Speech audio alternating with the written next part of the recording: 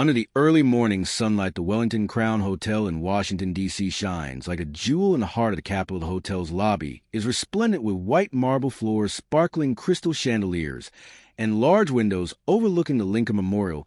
This is a destination for powerful politicians, Hollywood stars, and activists, where luxury blends with influence. The sound of shoes tapping on the floor mingles with the whispers of staff, all preparing for a busy day serving. Distinguished guest Jessica Miller, 28, is a newly appointed head receptionist. Viewing this job as the pinnacle of her career on social media, Jessica is known for her sharp posts advocating for gender equality and fiercely criticizing the Trump administration. A liberal, she believes the Wellington Crown should only serve worthy guests, those who share her progressive values. For Jessica, the job is not just a profession, but an opportunity to affirm her ideals. That morning, Jessica is thrilled to discover that Robert De Niro, a symbol of progressivism and anti-Trump activism, has booked a VIP suite for his fundraising event, but her joy quickly fades when she sees Caroline Leavitt's name on the same day's reservations. A close aide to Trump and a frequent critic of the free press, Caroline is the antithesis of everything Jessica believes. In making a snap decision, Jessica cancels Caroline's booking, arranging to redirect her to another hotel. Unbeknownst to her, this action will upend her career. For Caroline's husband, Nicholas Riccio, is not only her supporter, but also the secret owner of the Wellington Crown. Before diving into the story, Jessica Miller stands behind the reception desk, the light from the chandelier reflecting off the polished wooden surface, creating dancing specks of light. The sound of her typing blends with the gentle piano music emanating from hidden speakers in the hotel's lobby. On the computer screen, the reservation list appears like a strategic board with Robert De Niro's name shining brightly in her mind, a symbol of progress, a powerful voice against Trump, whom Jessica sees as a threat to every value she holds dear. She smiles, imagining the moment she'll greet him, perhaps even shake his hand at the upcoming fundraising event. This is why she's here, to serve people like De Niro, those fighting for what's right. But then her eyes land on another name, Caroline Leavitt, VIP suite, same schedule as De Niro. Jessica feels a surge of discomfort, as if someone had thrown a stone into the calm lake of her mind. She opens her phone, fingers quickly scrolling through posts. One account calls Caroline Trump's mouthpiece. An image of Caroline appears, blonde hair, confident smile, standing behind a podium with the White House logo. As press secretary, Jessica mutters, her voice bitter in her eyes. Caroline isn't just a guest. She's the embodiment of everything Jessica opposes: conservatism, harsh immigration policies, and an administration she believes is dividing the country. Jessica leans back in her chair, twirling a pen, her mind racing with thoughts. The Wellington Crown is a domain of sophistication, of noble values. How could she allow someone like Caroline, an enabler of Trump, to occupy a VIP suite? That De Niro deserves more, the thought takes root, turning into a fierce conviction. She has a duty to protect the hotel's reputation. She doesn't think she's discriminating, she's just doing what's right. Her fingers glide over the keyboard, opening the reservation system. One click, and Caroline's booking is canceled. She quickly redirects Caroline to another hotel a few blocks away, a more ordinary place, more suitable for someone like her. Jessica tells herself. She types a brief email notifying Caroline of a system error and the alternative hotel. No apology, just cold professional lines done. She whispers, a sense of satisfaction creeping in her mind. She pictures De Niro entering the lobby, thanking her for her thoughtfulness. She doesn't question her decision. After all, she's standing on the side of justice, the side of people like her, the liberals fighting for a better world. But the atmosphere in the lobby begins to shift. The server, Marcus, pushes a beverage cart past, glancing at Jessica with a curious look. De Niro's coming, he says, voice excited, and Caroline Leavitt too, both in the same hotel drama. Jessica shrugs, hiding her irritation. Just De Niro, she replies, her tone calm. Marcus raises an eyebrow, but says nothing more, turning back to his work. In a corner of the lobby, a group of staff members whisper. Leah, an assistant receptionist with conservative views, scrolls through her phone, shaking her head at a post criticizing Trump. They always blow things out of proportion, Leah says to a colleague. Caroline Leavitt is just doing her job. Jessica overhears, clenching her fist, but staying silent. She doesn't want an argument, not.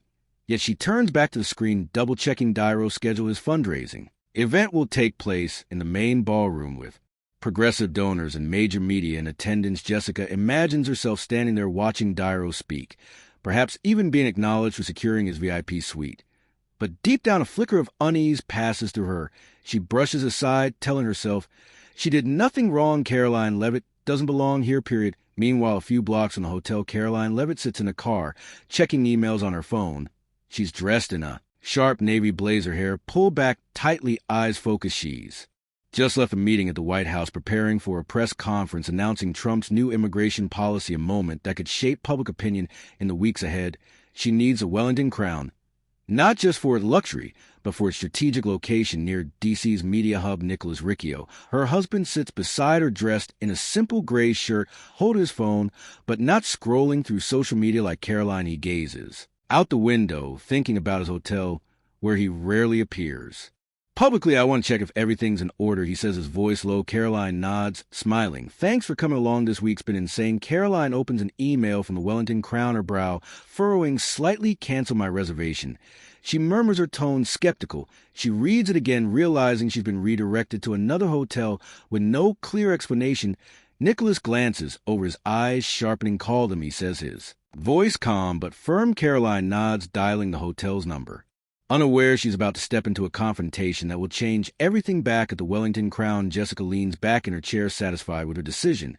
She doesn't realize her action has ignited a storm in a corner of the lobby. Leah scrolls through social media, pausing at a new post. Caroline Leavitt is coming to D.C. for a presser. Where is she staying? Leah frowns, glancing at Jessica, sensing something's off. Meanwhile, the phone at the reception desk rings. Jessica picks it up, her voice professional. Wellington Crown Hotel, how may I help you? On the other end, Caroline's voice comes through clear and sharp. I need to talk about my reservation. Now at the reception desk, Jessica Miller stands frozen, her fingers still hovering over the phone, her heart pounding. After the call with Caroline Leavitt, the woman's voice sharp, composed, unsettled her more than she cares to admit. Jessica straightens, trying to shake off the unease. She's dealt with difficult guests before. This is no different. Caroline will accept the hotel transfer and move on, or so she thinks. Outside, a sleek black SUV pulls up the hotel's entrance. Caroline Leavitt steps out, her navy blazer still pristine, despite a morning packed with meetings on Capitol Hill at 27. She carries the weight of White House press secretary under Trump with a tough yet graceful demeanor, her blonde hair tied back neatly. Her eyes scan the hotel's facade, chosen for its strategic location near D.C.'s media center. Tomorrow's press conference on Trump's immigration policy is a defining moment, a chance to shape public opinion or crash spectacularly. Beside her, Nicholas Riccio, her husband, 32 years. Her senior steps out of the car, dressed in a gray shirt and slacks. His calm face belies sharp eyes. A discreet real estate developer, Nicholas rarely visits the Wellington Crown, which he secretly owns through anonymous companies. He's here not just to support Caroline during her hectic week, but to quietly check on the hotel's operations. You okay? He asks, his voice warm. Caroline nods slightly, checking her phone, her brow furrowing again as she rereads a cancellation email. Are they joking? She says, her voice low but skeptical. Nicholas places a hand on her shoulder. I'll handle it if needed. In the lobby, Jessica returns to her computer screen, trying to focus on Diro's schedule, but her mind is still rattled by the call. Caroline wasn't angry, but the resolve in her voice made Jessica feel like she was standing on thin ice. She glances at Leah, the assistant receptionist, scrolling through social media at the corner of the desk. Leah, with her conservative views, whispers to Marcus, a server, she's Trump's person, but she's good at her job. Jessica overhears, her lips tightening. She doesn't want to argue, but Caroline's presence in the conversation only reinforces her belief that canceling the reservation was right. The glass revolving doors slide open, and Caroline enters the lobby. Nicholas, trailing behind her, head is held high, her steps confident, though her eyes betray a hint of exhaustion from relentless work days. Nicholas, in contrast, is almost invisible in his understated attire, his eyes taking in every detail of the lobby. A few guests turn their heads, recognizing Caroline from news broadcasts. A middle-aged man, phone in hand, whispers to his wife, that's Trump's press secretary. He raises his phone to record, his eyes gleaming, as if he stumbled upon a media treasure. Jessica senses a shift in the lobby's atmosphere. She looks up, seeing Caroline striding toward the desk. Nicholas, a few steps behind, her heart pounds, but she maintains a professional smile. Hello, ma'am, Jessica says, her voice even. How can I assist you? Caroline places her hands on the counter, her eyes locking onto Jessica's. My reservation was canceled, she says, her tone clear, devoid of excess emotion. I need an explanation, and I need my room now. Jessica's throat feels dry. She opens the system, pretending to check, though she knows the truth. I'm afraid there was a system error.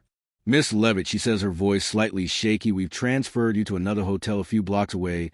Very convenient. Caroline raises an eyebrow, her gaze sharp as a blade. Convenient. She repeats, her voice low. But waity, I have a critical press conference tomorrow. I booked the VIP suite 2 weeks ago. This isn't a system error. Who canceled it? Nicholas steps forward, lightly placing a hand on Caroline's back, but saying nothing as eyes sweep over Jessica, calm, yet piercing, as if assessing the situation. Jessica feels the pressure mounting. She glances at Leah, hoping for support, but Leah only looks back with curious eyes in a corner of the lobby. The man recording continues, his fingers typing rapidly. Drama at Wellington Crown. Caroline Leavitt denied a room. The post begins to spread, gaining dozens of shares in seconds. Miss Leavitt. Jessica tries to regain composure. I'll check again, but the VIP suite has been booked for another guest. She emphasizes another guest, as if hinting at Robert De Niro's importance. Caroline tilts her head, her eyes never leaving Jessica. I don't care who took the room, she says, her voice cold. Fix this, or I'll speak to your manager. Before Jessica can respond, David Thompson, the hotel manager, emerges from a hallway behind the reception desk. His face, his pale eyes wide as he recognizes Caroline. He glances at Jessica, his expression filled with worry. Miss Leavitt, one honor, he says, his voice trembling. Is there a problem? Caroline turns to him, her voice still calm, but sharp. My room was canceled without reason. I want to know why. David looks at Jessica, his eyes seeming to ask, what have you done? Jessica feels the floor crumbling beneath her. She opens her mouth to explain, but her throat tightens under the shimmering lights of the Wellington Crown Hotel's lobby. The air grows stifling, as if a storm is about to break. The chandeliers overhead seem to tremble slightly, reflecting the tension spreading through the space. Guests, whether checking in or seated on red velvet chairs, begin to notice the confrontation at the reception desk. Some raised their phones, capturing the moment. Caroline